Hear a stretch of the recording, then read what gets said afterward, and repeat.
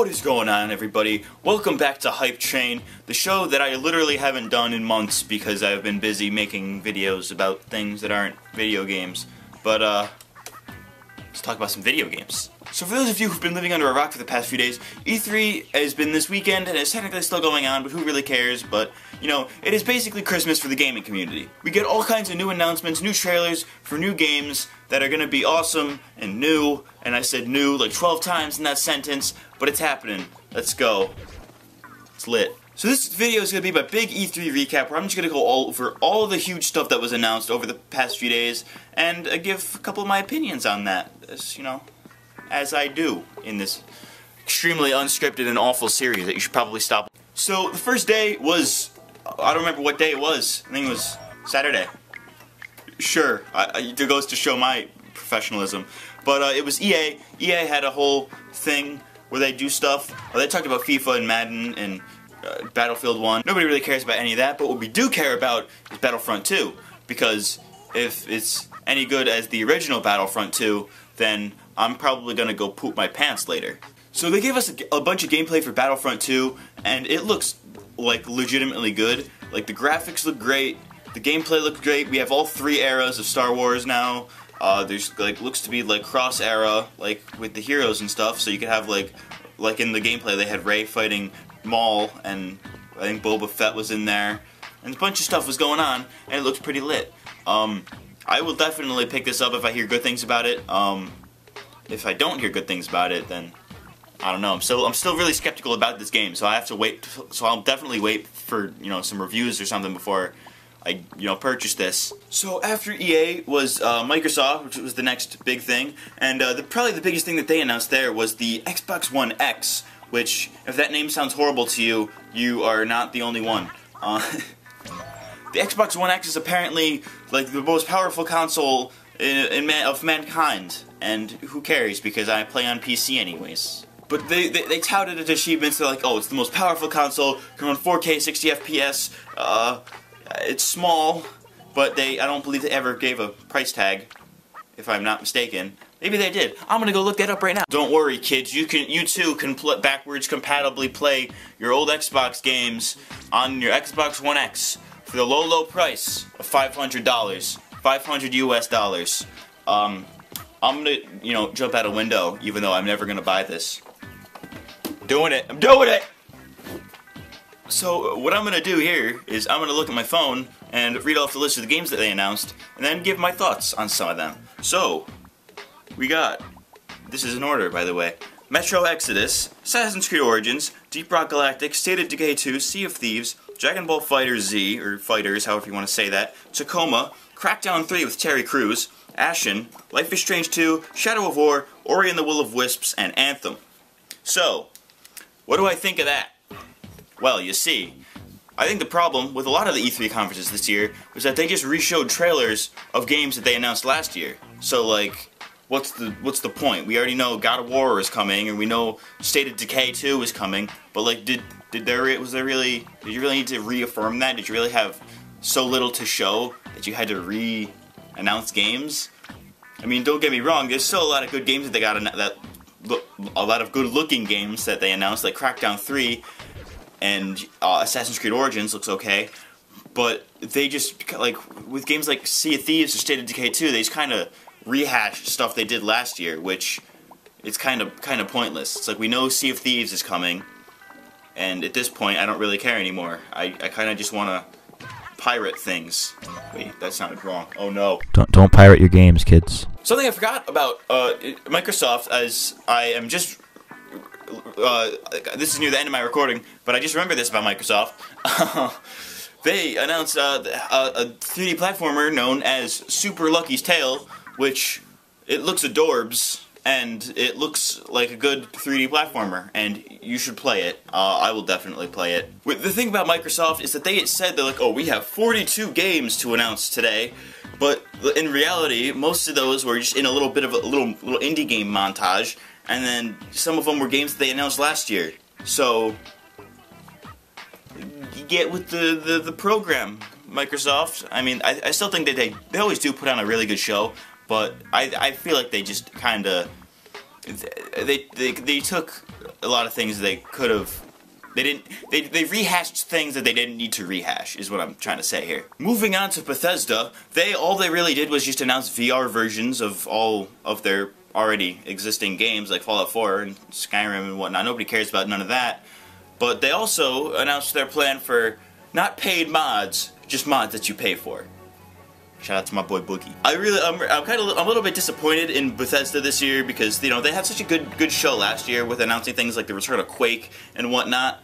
But this year is just like, oh, you can play Doom in VR. That's great. Okay. What else you got for me? Oh, you could pay for these Skyrim mods. Yeah, no thanks. No. Remember, they're not paid mods. They're just mods that you pay for. So, moving on to Ubisoft, which I always have decently high hopes for Ubisoft because they always put on a decent show no matter what they announce. But so they had some more South Park: The Fractured But Whole gameplay, The Crew 2, Skull and Bones, which basically is just Sea of Thieves but looks more mature. A new South Park mobile game called South Park Phone Destroyer, which is basically like The Fractured But Whole or The Stick of Truth on the phone, basically. So we got some Far Cry 5 gameplay, which I know is going to make all kinds of people salty, and a trailer for Beyond Good and Evil 2, which I didn't play the first one, so I don't particularly care, but vulgar British chimpanzees are always an up one in my book. I almost forgot, they also talked about the Mario Rabbids crossover game, which is basically like Mario meets the Rabbids meets XCOM, is how I'm seeing people describe it as. But some people are saying it actually looks decent. And I saw the trailer, and it was alright. And I'm like, I feel like they could do at least a lot of decent comedy with this. I mean, granted, half of it's probably going to be slapstick from the Rabbids, but I think it lends itself to being a somewhat decent game, a somewhat decent gem. Honestly, I was expecting a little bit more from Ubisoft this year, but what can I really say? They kind of already announced all their big sellers last year. Like they announced South Park last year, they announced Steep last year, which they should really rename it to Flop because that's what it did. It flopped. They announced DLC for Steep, but nobody cares about that because it flopped. I don't know. Ubisoft, you guys kind of know what you're doing, but not really. Moving on to Sony, which I had high hopes for because their conferences are always really good in that they're different from Microsoft because all Microsoft really does is talk about their hardware. We got the Xbox One X, it's 4K, 60 FPS. But what Sony does is this is what I really like about Sony is that they just go game to game to game to game. Like they're just full on games the whole time. So they had trailers for. You ready for this? Uncharted: The Lost Legacy, some Horizon Zero Dawn DLC, another Days Gone trailer, which they announced last year, Monster Hunter World, a Shadow of the Colossus remake, which I might just make fecal matter in my pants, some more God of War gameplay, some Spider-Man gameplay, which I know they announced both of those last year, but with the Spider-Man, I ain't even mad, and some Detroit Become Human story stuff, which they also announced last year. Most of Sony's presentation this year was just them, once again, reaffirming things that we already knew were coming out, like Spider-Man or God of War. But, Shadow of the Colossus remake, I'm hyped. Also Spider-Man, that looks really good. I think the game I'm most excited for is the Spider-Man game, much like everybody else, because it looks like Spider-Man, but in the realm of, like, the Arkham games. Which I recently played through Arkham City for the first time, and that game was good and fun, and I liked it. So I'm hoping Spider-Man is the same. I'm honestly surprised we're getting an Uncharted game this soon after Uncharted 4, which was literally called A Thief's End. Or whatever, I don't remember what it was called, I never played Uncharted 4. But I'm surprised we're getting a new Uncharted so soon after that one. I don't know how that's gonna play out. I don't know. Last but most certainly not least is Nintendo. I know I'm going to sound like a huge fanboy here because, most of my videos are revolved around Nintendo content, but I think Nintendo really stole the show for this one, just through their game announcements alone. So let's just go through the list here. We got some Breath of the Wild DLC, Xenoblade Chronicles 2, Fire Emblem Warriors, Metroid Prime 4, which I know a lot of people were surprised about, but I'll get into that a little bit later. Yoshi for the Switch and Kirby for the Switch, Metroid Samus Returns for the 3DS, and some gameplay for Super Mario Odyssey. I know a lot of people were really surprised at the fact that they actually announced Metroid Prime 4, or the other Metroid game, the Samus Returns one, or whatever, for the 3DS one. I don't remember what it's called. I think it's Samus Returns. But if you recall, right before Metroid Prime Federation Force was announced, Nintendo said something along the lines that they were going to have 2 new Metroid games, one 3D and one 2D. They never said when that was going to happen, but they said it was going to happen. And wouldn't you know it, lo and behold, E3 2017 comes around, and we got, boom, Metroid Prime 4, 3D, presumably, and Metroid Samus Returns, which is 2D, from all the gameplay we've seen. I've only really played, like, 2 Metroid games. Wait, well, 3, technically. But I'm definitely looking forward to these. I gotta get my hands on some of the Metroid Prime games, because I've never played those, and I hear they're really good. Metroid Prime 4. For those of you who are hyped, good for you. You win today, boys and girls. Definitely something that has a lot of people excited for the is Super Mario Odyssey, which the gameplay for that looks so good. I like the whole mechanic they have there, where like Mario throws his hat and he can like become the thing, like he becomes the frog. Return of Frog Mario. It's gonna be lit.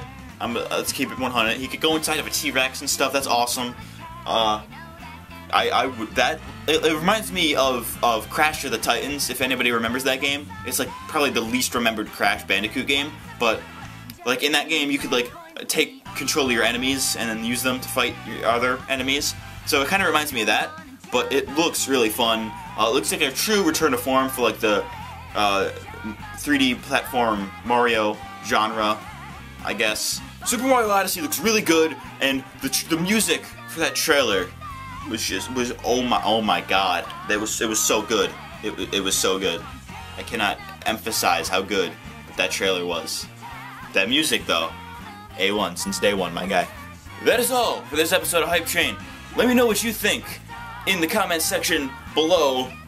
What did you like about E3? What did you not like?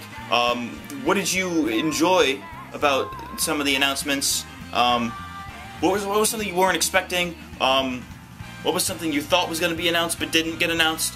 I like anything at all about E3. I'd like to know your thoughts in the comments below. My name is Matt, aka Monkey Games. I will see you next time. Thank you for watching.